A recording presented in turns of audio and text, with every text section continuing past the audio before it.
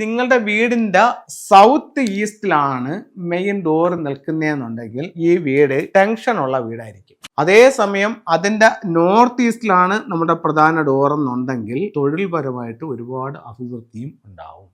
ഒരു വീടിന്റെ ഫ്ലൈങ് സ്റ്റാറിന് വളരെ വളരെ വളരെയധികം പ്രാധാന്യമുണ്ട്. നിങ്ങൾ വാസ്തു നോക്കുന്നതിനോടൊപ്പം തന്നെ ഒരല്പം ശ്രദ്ധ ഫെങ്ഷുയുടെ ഫ്ലൈങ് സ്റ്റാർ നമ്പറും കൂടി കൊടുക്കണമെന്നാണ് എൻ്റെ ഒരു അഭിപ്രായം. ഇത് നിങ്ങളുടെ ജീവിതത്തിൽ ഒരുപാട് വലിയ വലിയ മാറ്റങ്ങൾ കൊണ്ടുവരാനും ദോഷങ്ങളെ പരമാവധി കുറയ്ക്കാനും ഈ ഒരു കാര്യത്തിലൂടെ സാധിക്കും. ഒരു വീട് കിഴക്ക് ദർശനം എന്ന് പറയുമ്പം എല്ലാ വീടും കിഴക്ക് ദർശനം ആവണം എന്നില്ല. ഒരു കിഴക്കിൻ്റെ ഡിഗ്രി അല്ലെങ്കിൽ ഒരു ദിക്കിൻ്റെ ഡിഗ്രി എത്രയെന്ന് ചോദിച്ചു കഴിഞ്ഞാൽ 45 ഡിഗ്രിയാണ്. ആ 45 ഡിഗ്രിയെ തന്നെ ഫെങ്ഷുയിൽ 3ആയിട്ട് തിരിക്കുന്നുണ്ട്. East 1, east 2, east 3. അതിൽ ആ 15 ഡിഗ്രിയുടെ വ്യത്യാസത്തിൽ വീടിൻ്റെ മൊത്തത്തിലുള്ള ഫ്ലൈങ് സ്റ്റാർ കണക്ക് തന്നെ മാറും. അതുകൊണ്ട് കിഴക്ക് ദർശനത്തിൽ ഒരു വീട് കൊണ്ട് എല്ലാം നേടി എന്ന് കരുതരുത്. കിഴക്ക് ദർശനത്തിൽ എല്ലാം നേടുന്ന വീടുകളും ഉണ്ട്. പക്ഷേ അതിൽ നിങ്ങളുടെ ഡിഗ്രി എത്രയാണെന്നും നിങ്ങളുടെ എൻട്രൻസിൽ വരുന്ന ഫ്ലൈങ് സ്റ്റാർ നമ്പർ എത്രയാണെന്നും ഉറപ്പായും നിങ്ങൾ മനസ്സിലാക്കിയിരിക്കണം. അതല്ലെങ്കിൽ ഒരുപാട് നമ്മൾ ജീവിതത്തിൽ ശ്രദ്ധിക്കേണ്ടതായിട്ട് വരും. ഒരു ഫ്ലൈങ് സ്റ്റാർ കണക്ക് ഞാനിവിടെ ഇട്ടിട്ടുണ്ട്. ആ ഫ്ലൈങ് സ്റ്റാർ കണക്ക് അനുസരിച്ചിട്ട് ഈ ഡോർ നമുക്ക് എങ്ങനെ സെറ്റ് ചെയ്യാം എന്നുള്ളതാണ് ഇന്നിവിടെ പറയുന്നത്. അപ്പോൾ ഒരു ഡോറിൻ്റെ സ്ഥാനം കറക്റ്റായി കഴിഞ്ഞാൽ തന്നെ ഒരുപാട് പോസിറ്റീവായിട്ടുള്ള വൈബ്രേഷൻസ് അല്ലെങ്കിൽ റിസൾട്ടുകൾ നമ്മുടെ ലൈഫിലേക്ക് വന്നു ചേരും. ഇവിടെ നമ്മൾ ഒരു വീടിൻ്റെ കണക്കെടുത്തു.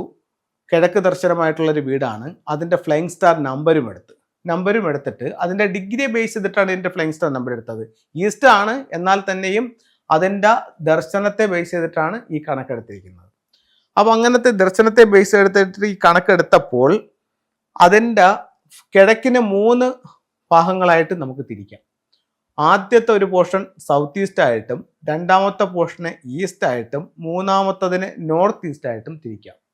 അപ്പോൾ നിങ്ങളുടെ വീടിൻ്റെ സൗത്ത് ഈസ്റ്റിലാണ് മെയിൻ ഡോർ നിൽക്കുന്നതെന്നുണ്ടെങ്കിൽ ഈ വീട് ടെൻഷൻ ഉള്ള വീടായിരിക്കും.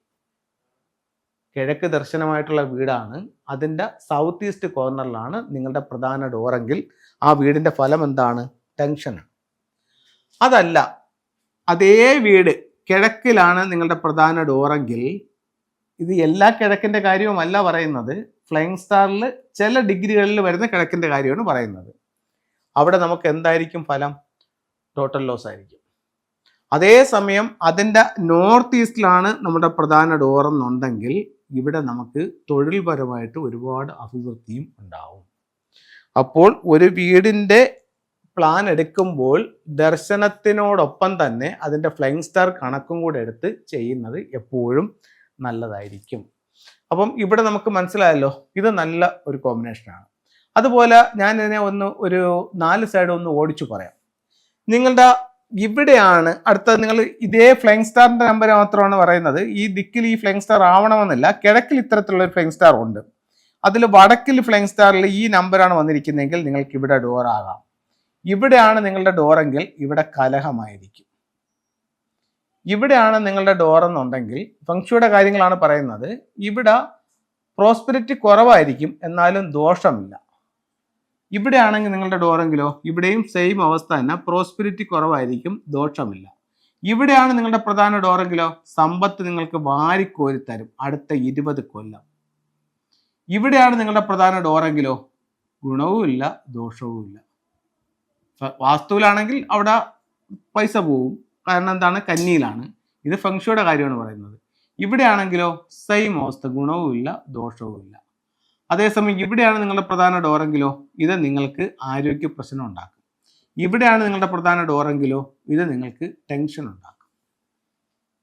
അപ്പം ഈ ഫ്ലൈങ് സ്റ്റാർ നമ്പറുകൾ നമ്മൾ എങ്ങനെ സ്വാധീനിക്കുന്നു എന്നുള്ള ഒരു കാര്യമാണ് ഇന്ന് ഞാൻ നിങ്ങളുമായിട്ട് ഷെയർ ചെയ്തത്.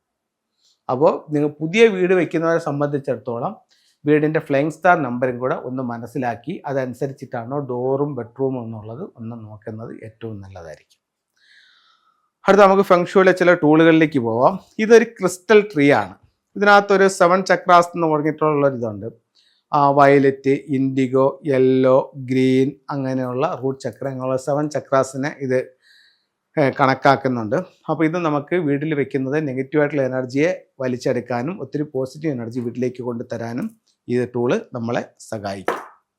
അതുപോലെ തന്നെ ഇത് ഡബിൾ ഹാപ്പിനെസ് എന്ന് പറയുന്നൊരു സിമ്പിളാണ്. എപ്പോഴും വീട്ടിലൊരു ഹാർമണി നിലനിർത്തും. ഇത് നമുക്ക് മിസ്റ്റിക് നോട്ട് എന്ന് പറയുന്നൊരു സിമ്പിൾസ് ആണ്. കുടുംബത്തിന് ഒരു ഐക്യമുണ്ടാക്കും.